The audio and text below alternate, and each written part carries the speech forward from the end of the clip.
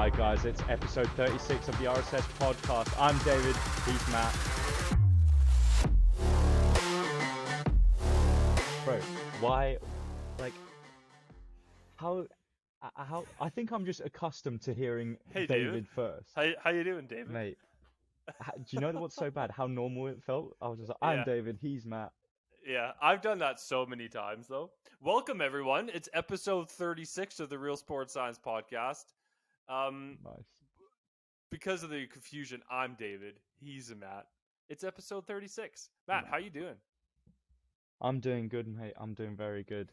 After butchering that intro, I'm doing very good. I couldn't do better, actually, David. I might listen to episode 35, 34, part 1 with Jake Smythe to learn about actually starting from bottom floor and then going back up. Who's Because who? I've definitely just, trying to figure it out, mate. No, I'm very good. Jealous of David because it looks like I'm in a prison right now, whilst David is living the life in somewhere in Switzerland. Yeah, San Moritz at the minute. I've been here, though. I came Friday night, Saturday, Sunday. This is my third full day. Here for a week at an altitude camp for British Athletics Endurance Group. So there's less and less people here because it's the back end of the camp, and I think we'll probably talk about this more maybe in the next episode. But it's been absolutely amazing. Just like the things that I've learned, got to experience. I mean, San Moritz is absolutely gorgeous as well. It's on the border of Switzerland and Italy, and it's 1,800 meters, so it's no joke. Went for a run yesterday and absolutely got buried.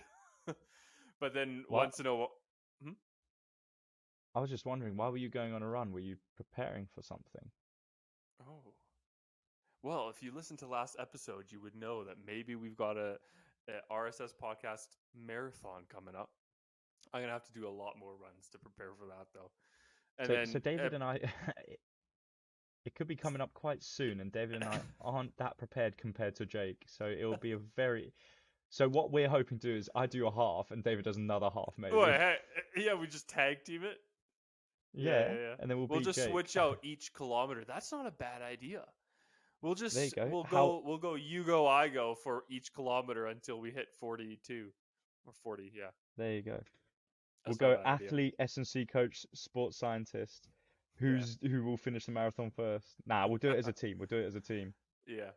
Yeah, no, but it's been incredible. We're on the border of Italy and Switzerland. We drive from 1,800 meters down to 300 meters on some days because there's a track down in Chianeva, which is in Italy.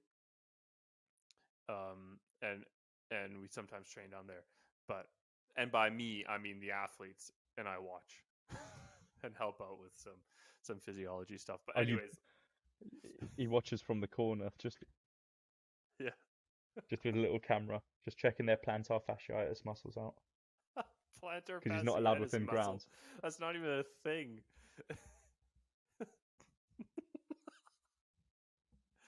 Anyways, it's been unreal. I'm sure we'll talk about it a little bit. But another thing we did that we haven't talked about because it's been a couple weeks already, Fit Expo. We were in Manchester. What's that? 2 weeks now already ago. We were in Manchester with CNP doing helping them out at the Fitness Expo there. Unfortunately, Matt and I couldn't be there the same day, so I was there Sunday. Sorry, Matt was there Saturday. I was there Sunday, so we tag teamed that. How was Saturday for you? Saturday was awesome. It was quite lively. Felt weird. I was actually taller than the Stoltman brothers, which was quite interesting because people were trying to tell me how tall they were. But so it was nice to meet some of them, short fellows. But I mean, actually, I'm very sorry. I'd love to have them on the podcast. Actually, for anyone who doesn't know, the Stoltmans are not smaller than Matt. No, I am 6 foot. So they are like 7 foot. If you can't tell, I've managed to get out of my bedroom and now I've got a wheelie chair, hence why I'm I know. around. I've just noticed that as well. I'm like trying to watch you. They've decided to give me a fun little chair at prison. I thoroughly enjoyed it, and I'm grateful CMP got us out there. It was nice to meet the fellow athletes because we're labelled as athletes. Stop it. Not much of an athlete, but athlete. So it was nice to meet the rest of the people. So it was good. It was they really might good. drop us after they see us attempt a marathon. I'd be like, this is embarrassing. Yeah. Get these guys out of here. No, but it was Yeah. unreal. It's so cool getting to know them because they're a smaller company. But everyone that works there, you can just tell that they're really excited about it and passionate about growing it. So I think it's been a wide use of Wyoming. I don't know. I don't know. Matt, long days for Matt. It's what, nine, Wait. and he's falling apart. Yeah. No, no, no. You know why I'm smiling, but carry on. I've I have no idea. Oh, yeah, Oh, okay, never mind then. yeah. No. I'm caught up. I'm caught up. No, nice to meet everyone. Nice to get to know some new people. Make some fresh connections, which has been great. But no, what I wanted to say is just a huge shout out to CMP. For I guess seeing the value in the podcast, right? Because we had some chats with them. They said, "Yeah, we'll bring you on board as kind of ambassadors," and now they want to bring us on full time. Full time sounds like we're working for them. We're not, but supporting us in what we do. Um, and it's so cool because we're obviously new, right? As far as podcasts go, we're small. We don't have a massive following on Instagram. So to see that a company sees value in what we do and thinks that we bring value to them is really, really cool. And so huge shout out to Courtney to kind of to go to bat for huge shout out to Courtney who went to bat for us at the beginning, kind of making those first connections to John. Huge shout out to John and the rest of the team for getting us involved, seeing the value in us, and I think seeing kind of the potential that we see in the podcast as well, and things that we want to do in the future. So no, honestly, huge shout out to CMP. They've been amazing. It's been awesome getting to know them. We can't wait to work with them in the future moving forward and just kind of see where that relationship takes us. So yeah, that's all I wanted to say. Just a massive shout out to them. And because you always need me to summarize, David, I'll just be here for the summary of that. Thank you, CMP. Um, What was yeah. it? What was So it? Ouchies, tight, no ouchie, cold. No, tight, no ouchie, hot. yeah, Ouchie, no tight, cold. If you don't clearly I know what didn't we're make it talking simple about, enough. episode 33. Go check it out. Clearly I didn't make it simply enough for you, David. What is this one? Ow! Cold.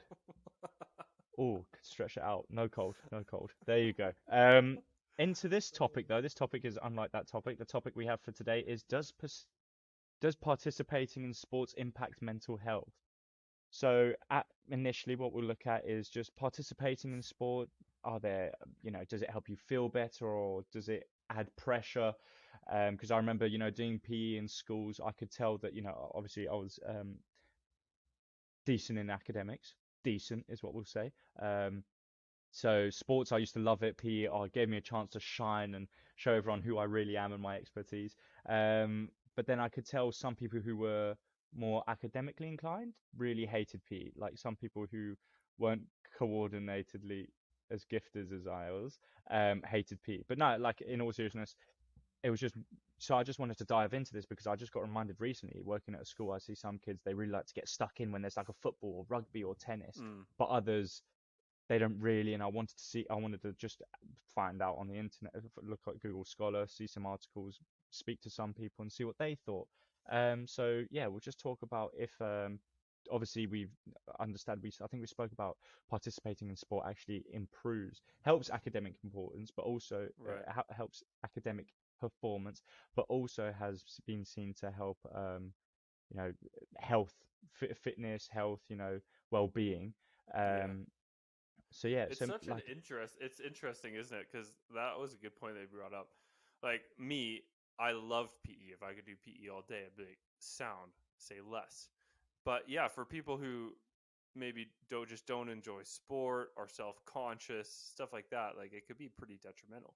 And so for you, like when you said,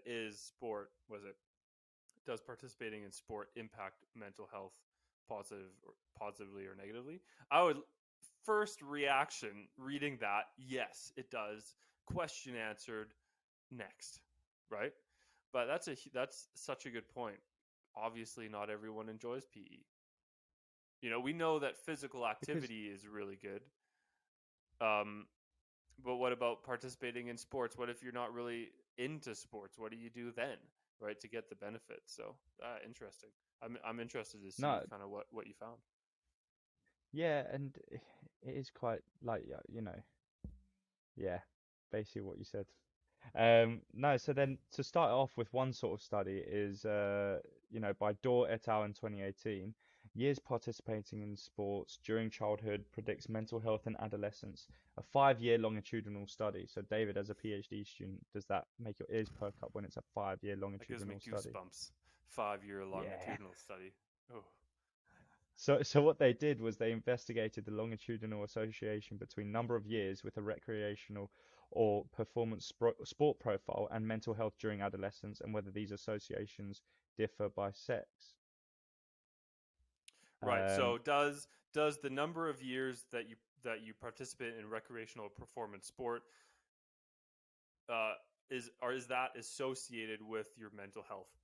And then they also yeah. looked if there's difference between males and females. So there was 318 participants, 58.2% of them were female. Reported participation in sport every 4 months for over 5 years, from ages 10 to 11 to 14 to 15 years. Each year they were categorized as recreational or performance sport participants or as non-participants. Mental health was assessed at ages 15 to 16 years old. So some results of the study: a recreational sport profile for over 2 years was associated with better mental health compared with 0 years of recreational sport participation. The strongest association was observed for a recreational sport profile of 4 to 5 years, essentially saying the more sport you do, the happier you are. Big smile. I wasn't able to get what sort of like mental health assessment tool they used. This could Mm, have been anecdotal, mm, because I'm not sure what's that one where I can't remember the exact name of it, but this probably was just anecdotal, like just check up on them, or I'll yeah. double check and find the tool. If they did the tool, I'll put it right below here. Um, Usually, so is this like Google Scholar? Did you just read this from the abstract? Is this basically the abstract, no, I had or a look at or do you have the actual paper? I'm gonna check in my folder. I should have the actual paper, which should have the actual thing. Oh, okay, yeah. So it'll be Because you can there. find the whole methods part. Yeah, yeah. Or you could use that Sci-Hub, that Russian website that gives you all the papers you need. You don't have to pay for it. What? Um, and then the next result was a performance sport profile for over 1 year was associated with better mental health in late adolescence compared with 0 years of performance sport participation. The strongest association was also observed as well as before, 4 to 5 years. So essentially, the message from this that I can take is, even if you haven't been doing sports since you were what ages 10 to 11 as they started Mm. here, if you start when you're 14, 15 or 15, 16, there is still what they found out of those 318 people is there's still still can benefit your mental health.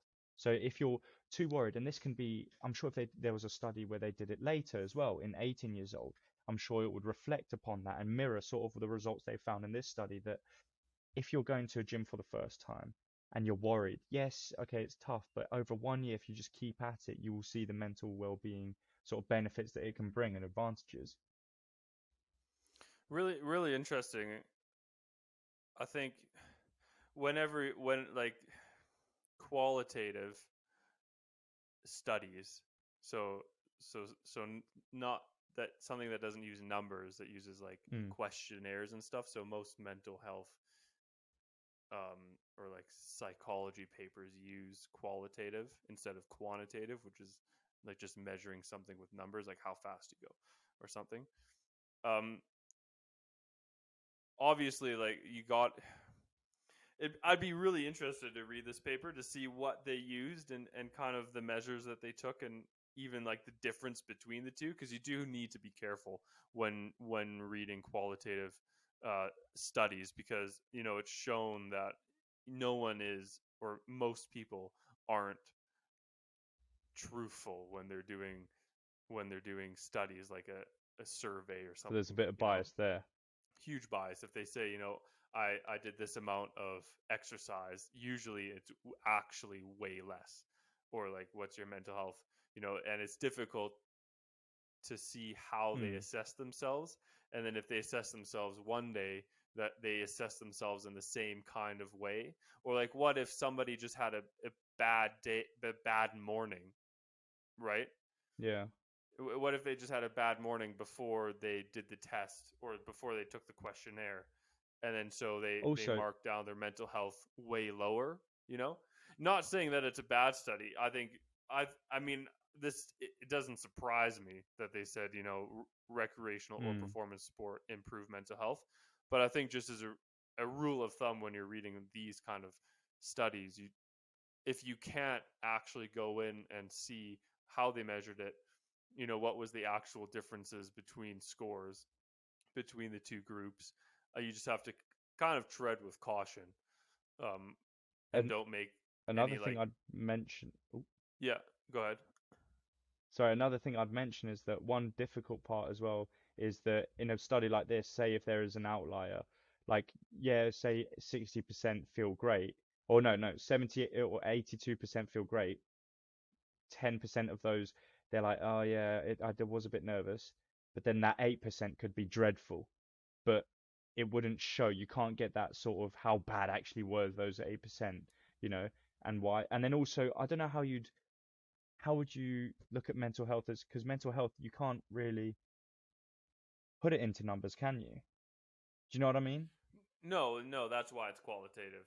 So Yeah, they'll yeah. probably have like some sort of scale, like on a scale of like a seven scale, like strongly disagree, disagree, somewhat disagree, neutral, Mm, agree, somewhat agree, agree, strongly agree.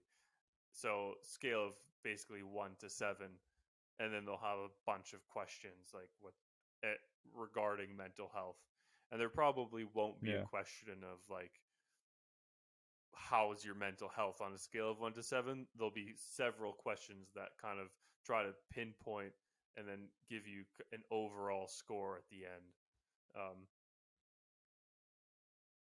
And yeah, and then so like one thing you said was that you agreed with like it wasn't a surprise that sports does impact mental health, and then I think one thing that relates to what we do, especially as we deal with sort of performance athletes, Mm-hmm. and I mean we've been subjected to many stories like one we mentioned in the sporting news recently that a lot of athletes suffer from mental health problems.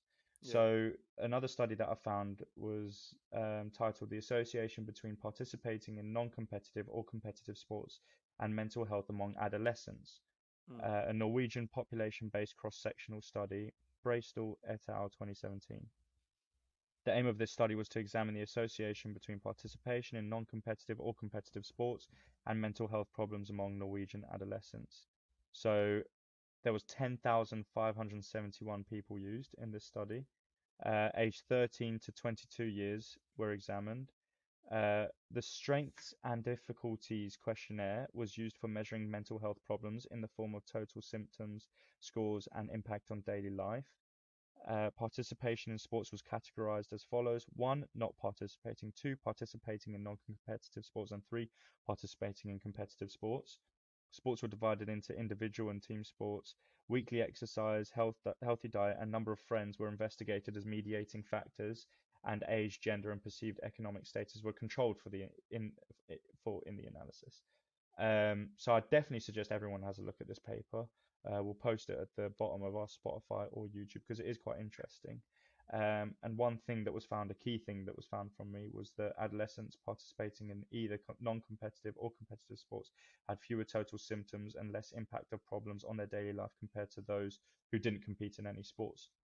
Essentially, in particular, participating in team sports as opposed to participation in individual sports seemed to be associated with fewer mental health problems. So that's why I love rugby. Rugby. Weekly exercise, healthy diet, and number of friends were found to be partially mediating factors, explaining some but not all of the association between participation in either sports groups. Participation in competitive sports, especially, was associated with fewer mental health problems. So that goes against what I was thinking, and I'd love to look deeper into the discussion and understand why, some of the reasons and the ideology behind that. Because initially I thought competitive sports, I guess as a whole, you'd hear more negative stories than positive stories in sports, I guess. Do you know what I mean? Like out of 20, 15 players on a rugby team, 14 might enjoy it, but they won't say how much they enjoy it. The one person who obviously is struggling will probably speak out about it more. So I guess that could be it. Yeah, that's true. They always say like somebody will say when they don't like something faster than when they do like something. Yeah, it is. Hmm. It's interesting. It's such a. I mean, that's such a difficult question. But like we were talking about social media just before coming on, and that's a big reason of why maybe there's like a lot of mental health issues in high caliber athletes, right? So, and I think social media has been shown to have a negative impact on mental health. But then again, it all just depends of how you're able to manage that, the support network. I think this study kind of talked about also friends, and we talked about earlier kind of the participation in sport on mental health, of how that can not only help you physically, which will improve your mental health, but also you're immediately in this group of individuals who enjoy the same thing as you do. So you have that community, which is huge, I think, for Hmm. mental health as well. So, um, yeah, I think there's a lot of studies going, like these are a little bit older, 2017. When was that? And Yeah, 2018. Um, 2018. but again, like these studies, like a 5 year longitudinal study, they it came out in 2018. They probably finished it in 2015 or 2016. It 2015. took them 2 years to actually figure out the data from it and then get it published. So, um, it like science is when something comes out, it's been done like a couple of years ago, which Yeah. is one of the difficulties of like. I heard someone who who was it? I forget who it was talking about like being. I think like a big thing, especially in S&C or like injury rehab, a big like hot word or like I don't know, hot word or whatever is like being research led. Oh Like yeah. people, and I think that's important. But and then some, I forget who it was, and it was like, well, we're never like research is always, by the time a paper comes out, it's old. Like there's new research coming out all the time. I heard that on And he was Joe like, Rogan's podcast. oh really? And you're like, Someone you're said it. saying your research led is actually bad. And I wouldn't agree with that, but you do have to. I think there's like this balance, right? Because as a clinician, you have ideas before you can back up those ideas.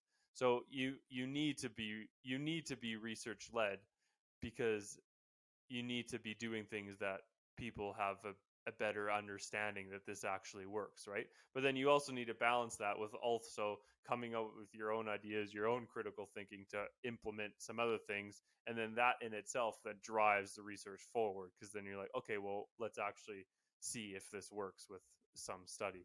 It's such an interesting like balance between the two, isn't it? That's the that's the difficult thing as well. It's like as you said, like you don't clinicians or like doctors trying to put a study out or an article out. They want to be careful. They want to make sure that it's all correct. They don't want to pump out crap essentially. So then they take time on processing all their data. They take time on in their discussions, just going through all the reasons why, and there may be possible future research that can be done. But then at the same time, they don't want to be last to be the ones to release that sort of information. So then, do they just pump out shit early? Do you know? Sorry, not pump out crap early.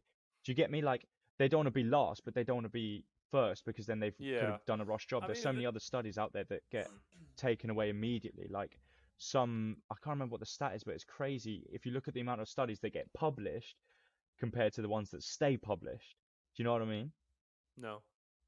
As in, like, so many papers get published daily on all these array of different topics, but then the ones that actually are, sorry, cited again, used in further Ah, papers because they are actually quality, right. instead of Yeah, not yeah. get pulled, but like just don't get used again. They get lost in the void just because they're not as good or because they're incorrect. And yeah, it's crazy. Yeah, I don't know. I don't know about incorrect. I guess there's poor science. Yeah, so Yeah. definitely when you're looking at papers, you always want to try to go for high quality journals. Um, but then again, like some of the low quality journals just have great papers and great information as well. I think it's about like knowing kind of how information from different journals fit into kind of the knowledge that you're trying to build up, right? Because some, like for example, training studies or like SNC studies or physiotherapy studies often don't have like the scientific rigor or scientific depth to be published in like the Journal of Physiology, like the European Journal of Physiology, or the Journal of Applied Physiology, or something like that, like pretty high end journals. Um, just because they need to have a bit more scientific depth to them. But that being said, it doesn't mean that those are very, very important studies that people, even like me, and even like you as an S&C who work very practical, they're very important to you, Mm. right? So, yeah, I don't know about the like. I think studies can be done poorer or better, but all sciences, I think, informative in some sort of way.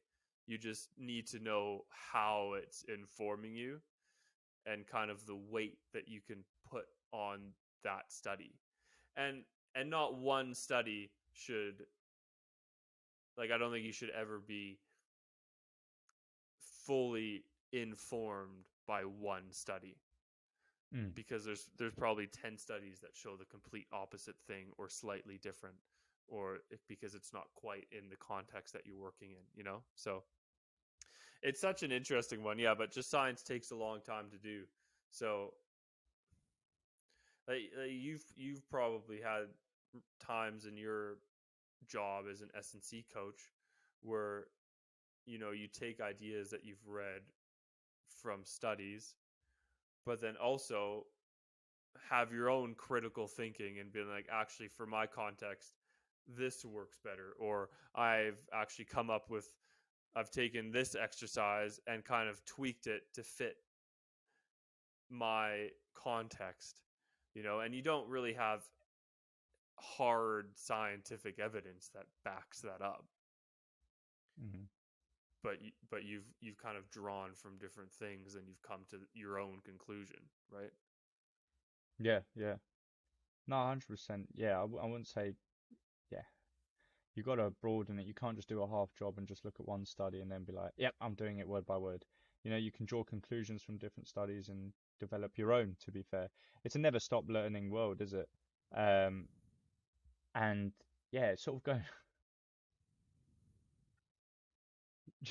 I was trying to figure out a way we could bring that to sports, back to like the impact of social media on sports.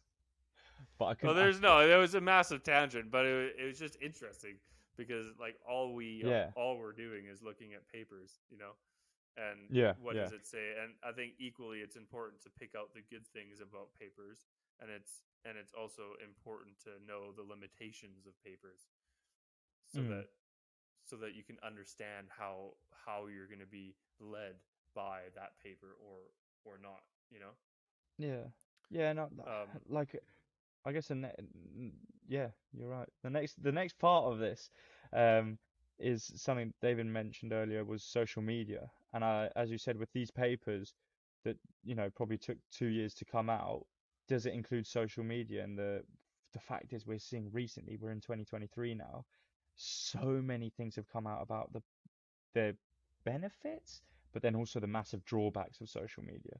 mhm. Like you're looking at some big pros and cons there. Like I can think of a couple. So athletes, for example, or clubs, they get to use social media to bring fans even closer. Like I mean, COVID, we're all dying for sport.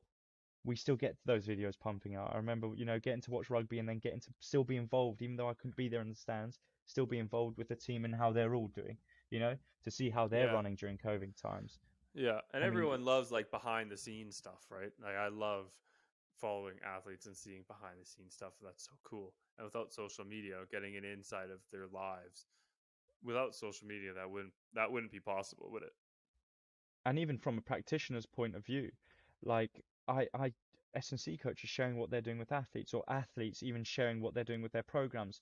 I mean, I saw France Rugby post on their Instagram just a clip of, what French rugby or French players putting in work in the gym, and it was just a reel of all these different exercises, and I was like, oh, that one's actually pretty good for a lock who's looking to build some stability in their core with an overhead press. That exercise is really good, and then I can draw from that, and then as a practitioner use that, and then in turn benefit my player. So that's a massive positive that I can have for social media. Um, but then with that, there also comes negatives for these players. So these players get to build their own brands. So say you get 10 years in this sport, let's say you spend those 10 years playing the best sport you can do and also doing a bit of social media on the side. Players like Jack Noel, who create Mustard, I think, which is a clothing brand, they can, once they finish, or a bigger one, Conor McGregor, wasn't killing it in the well, he still was, but like now he's just made so much money off Proper 12 whiskey because of who he is. If he just did that back in the day, no one knew who he was, he wouldn't have sold that much. So it allows these athletes to use their ability in sport to create a brand, their own personal brand, which then can extend to the Money Mayweather team, Floyd Money Mayweather. So now he's got an old brand, his own personal brand that he's managed to develop and pump into new ideas, new concepts. So with that, social media does, I guess, it does help, but then there's big drawbacks, aren't there, David? Yeah. Yeah, absolutely. I mean, social media can become all consuming if you let it, you know. Also, you have everyone has immediate access to you. You know, you are, unless you switch it off, if you have social media, anyone can, or mostly anyone can contact you at any time or say whatever nasty thing they want to say on you, and it's in your face all the time. So absolutely, like I think it's too bad because social media can be such a tool, and like you just pointed out there, if it's used correctly, and it can just, it can help you so much. I mean, look at us, we use social media. I mean, we're not killing it, but we get to but without social media we wouldn't be doing this, right? And we wouldn't be able to connect with people all over the world, and hopefully as time goes by, more and more people, right? But it can be all consuming. I think especially if you're a high level athlete, then you have immediately an open door for people just to absolutely hammer you, and that's not even just for athletes, but that's just for anyone doing anything can just get hammered by anyone, right? Say nasty comments. Um and maybe the last thing, just not for athletes but for everyone, like, and people say this all the time, but Instagram specifically is such a highlight reel, right? Like, you hear that all the time, but it is so true. Like, you just see the best parts of everyone's life on it, right? Like, Yeah, well, I'm not gonna. Do you know what I mean? I'm not gonna. Sorry, for an example, I'm not gonna post me just at work, just sat down doing nothing. I'm gonna post when I go on holiday. yeah, And I think that's with everyone. yeah, exactly. And there's nothing wrong with that. Like, that's great. Like, Mm. you get to share these awesome experiences that you've had on on Instagram or wherever with people who follow you, like, or with the world, basically. That's amazing. But I think it's when you, I don't know, like, when does it become bad? What It's when you start what compare, makes like, it bad? I'll give you an example. One thing I thought about recently was, you know, I like going to the gym and I think I'm doing all right. And being on social media has all I get is, I like gym videos and I can appreciate someone who's lifting, who's 200 kg on a bench. But once it's just a constant pump, and then you start thinking to yourself, okay, why am I seeing just so many different people with the body that looks great, with the hitting those Mm, PRs? Am I just like not doing as good as I thought I was because all of these people have got it? Or I wish I could be on holiday. Jesus Christ, all these people are on holiday. They're all doing, yeah. like, why can't I be on holiday this much? Why am I not experiencing this life? I think it gets then, and that ties into perfectly with what something Jake was saying on our recent episode. You've got to stop comparing yourself to others. Mm, So you can't be comparing, because in reality you've got to take the understanding that they're not doing that the whole time. Do you know what I mm, mean?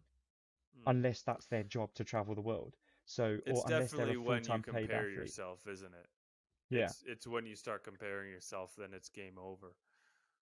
or when you see something and you think that's their life all of the Mm. time, that's when it becomes dangerous. Or not dangerous, but yeah, dangerous. I'll say it. Yeah, dangerous. Yeah. Say that one more Um, time. but yeah, and it's like even for athletes, like the constant scrutiny and criticism can make it difficult for them to maintain focus. Do you know what I mean? Like if we're looking at an athlete perspective, um, in the sense that like they can build their brands, going on to something I was saying earlier, they can Mm. build their brands, but then they can also just be not even playing at their best because they're too worried about what's happening on social media and can Yeah, let it get to I think them. there can be like also come with almost a pressure. It'd be interesting Yeah. to ask athletes about it, like almost a pressure that to do well and to succeed, you have to build a successful social media platform.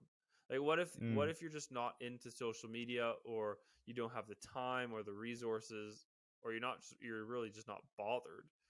Like do we live is has it come to the point where you have to do that Yeah. to be successful? And that could be quite, I mean, what if you're struggling to build a following on social media, and you see all the other athletes with hundreds and thousands of followers, and everyone has the blue check mark or whatever it is now, you Yeah. know? Does that That put would be pressure on quite. you to actually stop Yeah, training and focus on that blue tick, trying to get that blue yeah, tick instead of what you actually fell in love with first, which is sport, you know? Or are yeah. you i've in i've just that definitely little rat felt that, race? not as a high level athlete, but just like a regular person who have seen, like, oh, this person has this many followings, and then, in a year or a couple months later, it's like, oh wow, they've exploded. Like, they have so many more followers, but mine hasn't gone up. Like, what's going on? So I Yeah. definitely think I there mean, could be. we've had a chat about that on the podcast, surrounding the podcast Instagram, haven't we? We go, oh, that guy, that Yeah, person's podcast has blown up. Why hasn't yeah, ours hit the same? So yeah. I think it's just a very, I'd love to, yeah, I think it's very interesting for That's us a to even perfect have a think about that. Yeah, that's a perfect example. Absolutely. Like, I've had sometimes, like, we started the Instagram not at the very beginning. What, like, maybe 3-4 months ago, maybe Yeah, maybe 4 months ago or something like that, and we're only, like, what, we're nearing 300 followers, which yeah, on one side is like, I mean, it's really nothing compared. There we go again. But to compare to other people, and you're totally right. We've had conversations where we're like we're putting in the work, we're trying to be consistent, and there's these other people who have way more followers than us, yeah. Why aren't we like and Joe maybe Rogan, man? Come on, fix up. We need to sort with that out, David, 1900 episodes. mate.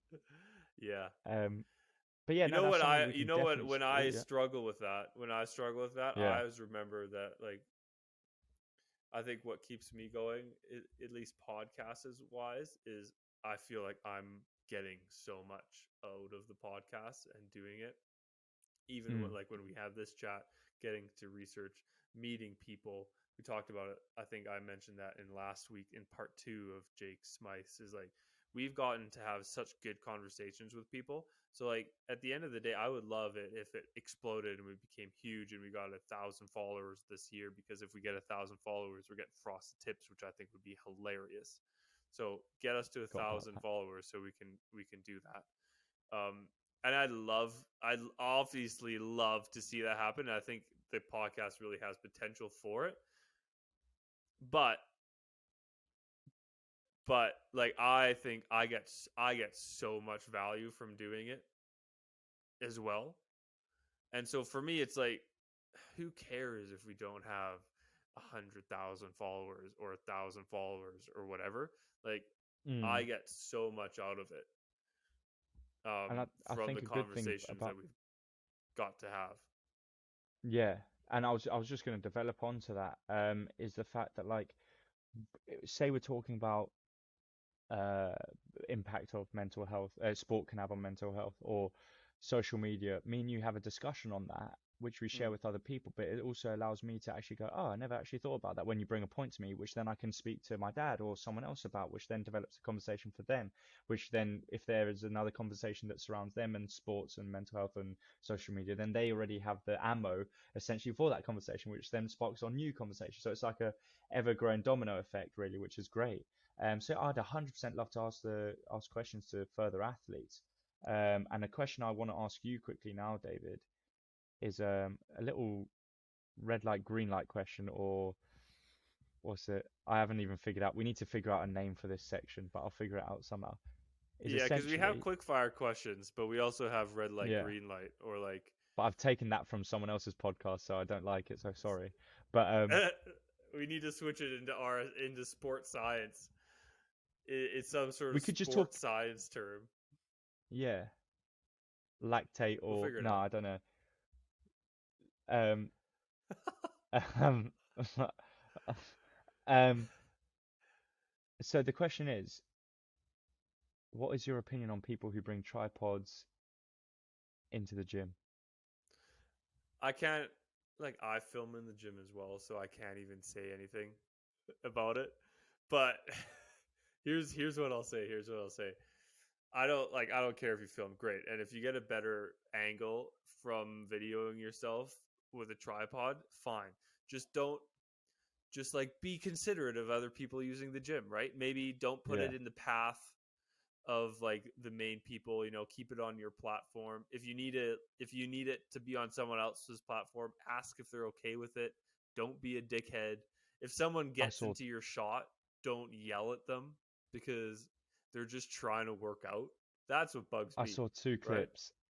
One Yeah. clip of a girl who's so kind. She goes up to this person and says, I'm just videoing," and the person's like, "Oh, sorry, I'll get on." She goes, "No, no, no, no, no, no. I just thought I'd tell you, and I just wanted to see Yeah. if you're okay with me filming, and if you're in the background, you look lovely. Like, you stay there, you're fine there. I just wanted to make sure that you're okay with it." And I thought, fair play. You know what?